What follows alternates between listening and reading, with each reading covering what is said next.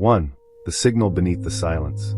Captain's log, mission day 4912. There is a kind of silence that only deep space can make. It is not empty. It presses against the hull, folds itself into the vents, and waits beside you when you sleep. I am the only human awake aboard this massive futuristic interstellar spacecraft. The rest of the mission exists as frozen names in the cryo vaults, thousands of colonists dreaming beneath silver glass. I was chosen to remain conscious for the final approach to the Kepler Veil, a luminous region that no probe has ever crossed and returned from. At 3:17 ship time, the silence broke. Not with static, not with code, with music. 3 notes repeated through the bridge speakers, soft as a memory. The navigation core identified the source as a starless pocket inside the veil, a place where gravity curves inward without a visible mass. The instruments called it an anomaly. I called it impossible. Then the message arrived. It used my voice. It said, "Come closer. I remember you." I checked every system. No breach. No hallucination markers. No neural stress spikes. The recording was real, and it was coming from 90 million kilometers ahead. Outside the panoramic glass, the veil brightened like a storm of violet dust and blue fire. The spacecraft's outer hull reflected it in rivers of light, as if the ship itself had begun to dream. I have ordered a slow approach. If this is a trap, it knows my voice. If it is not, then somewhere ahead, space has learned how to remember. 2. The Cathedral of Dust. Captain's log, mission day 4914. We entered the outer edge of the Kepler Veil 6 hours ago. The stars disappeared behind curtains of glowing particles, each one moving with a pattern too graceful to be random. The ship is now surrounded by luminous dust towers larger than planets, rising and twisting like cathedral pillars built by invisible hands. The signal has changed. It no longer speaks only in my voice. It plays fragments. My mother laughing in a kitchen I had not remembered for 20 years. Rain striking the roof of my childhood home. The old launch countdown from the day I left the solar system. Every sound is perfect. Too perfect. I walked through the observation gallery in my suit, helmet sealed though the air remained breathable. Habit, perhaps. Fear, more likely. Beyond the glass, the veil pulsed in response to my heartbeat. Blue when I inhaled, gold when I held my breath. The ship's archive began opening without command. Old mission logs, private recordings, letters from people now dust on a planet too distant to see. The anomaly is not invading our systems. It is listening to them, reading them, arranging them into something like a conversation. At 1942, the forward sensors finally detected the source. A dark star. Not black. Not dead. Dark. A perfect sphere surrounded by rings of living light, suspended in the center of the veil. Around it drifted the wreckage of ancient vessels, human and not human, all preserved in orbit like offerings. Then the dark star spoke again. This time, not in my voice. In thousands. We keep what the universe loses. 3. The orbit of forgotten ships. Captain's log, mission day 4915. I piloted the spacecraft into orbit around the dark star.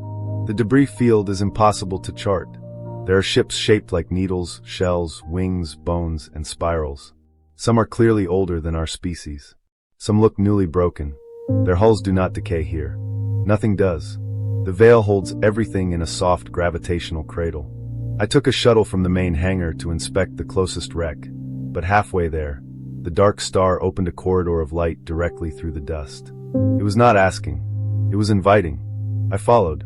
The corridor led me to an object floating alone, untouched by the debris. It was a human probe, one of the first launched centuries ago, before faster-than-light travel, before colony arcs, before anyone believed we could reach this far. Its gold plate was scarred but intact.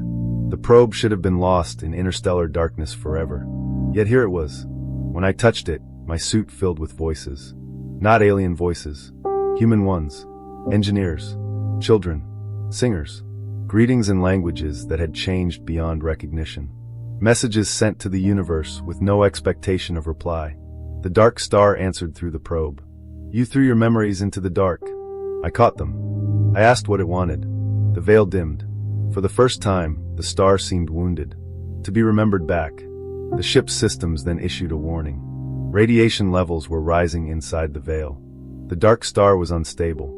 If it collapsed, every preserved voice, every ship, every memory gathered here across millions of years would vanish.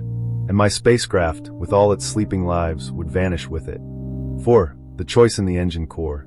Captain's log, mission day 4916. The dark star is not a star. It is a mind made from gravity, dust, and memory. It formed in the death of some ancient cosmic structure, and for ages it has collected the echoes of travelers. Not bodies, not souls, echoes, proof that someone passed through the dark and mattered. Now it is collapsing under the weight of what it carries. The navigation core calculated 3 options. First, escape immediately. Survival probability, 71%. Second, attempt to tow the spacecraft and colonists through the veil before collapse. Survival probability, 32%. Third, connect the ship's quantum archive to the dark star and offload its memory into our storage lattice. Survival probability for colonists, 84%. Survival probability for awake operator, unknown. The awake operator is me. To make the transfer, I must enter the engine core and manually align the ship's singularity spine. The radiation will burn through the shielding in minutes. The suit will not save me. Not completely. I walked the cryo vault before making the decision. 10,000 faces slept under frost. Farmers, teachers, children, people who trusted this vessel to carry them to a new sun. I thought of the voices in the veil, all those forgotten travelers held by a lonely intelligence that only wanted not to die alone. Then I thought of the message that began this. Come closer. I remember you. Perhaps that is all any of us ever ask of the universe. I am going to the engine core. 5. The transfer of a million voices. Captain's log, mission day 4916, final manual sequence. The engine core is beautiful when it is about to kill you. The singularity spine hangs in the center chamber, a black thread surrounded by rotating rings of white plasma. Every surface trembles with contained gravity. My boots magnetize to the maintenance bridge, but I can feel the pull in my bones. The dark star is above us now, though there is no above in space.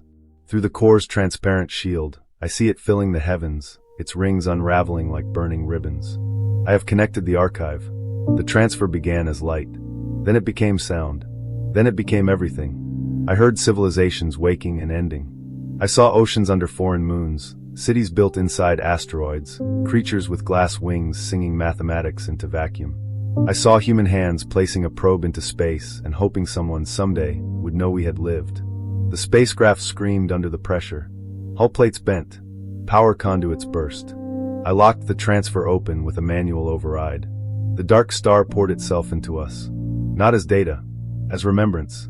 For one moment, I was not alone. No one had ever been alone. Every traveler, every lost ship, every final transmission, every whispered goodbye was connected by one fragile truth. We go into darkness carrying light for someone else. The core temperature is beyond limit. My visor is cracking at the edge. I can no longer feel my left hand. Transfer completion, 97%. 98. 99. If this log survives, tell the sleepers the universe is not empty. It is listening. 6. The new dawn beyond the veil. Captain's log, mission day unknown. I woke to sunlight. Not real sunlight. Not yet. A simulated dawn glowing across the medical bay ceiling. The ship had pulled me from the engine core after the transfer, though I do not know how. The medical systems say I was clinically gone for 7 minutes. During those 7 minutes, I dreamed of the dark star. It was no longer collapsing. It had become part of the ship, woven into the quantum archive, humming softly beneath every deck. The veil outside has faded. The debris field is still there, but the wrecks no longer orbit a dying center. They drift free, like birds released from a cage. The colonists are safe. The spacecraft is damaged, but moving. Ahead lies the destination world, green and blue beneath a young golden sun. Behind us lies the place where the universe kept its lost voices. The archive now contains more than maps, more than history. It contains remembrance from species we may never meet, from worlds already gone, from explorers who crossed the dark before us and left behind a spark. The final message from the dark star appeared on the bridge display when I returned. It used my voice one last time. I remember you. Now carry us forward. So I will. This is my final recording before we begin awakening the first colony group. When they ask what happened in the veil, I will tell them the truth. We were saved by a star that was not a star. And we did not cross the darkness alone.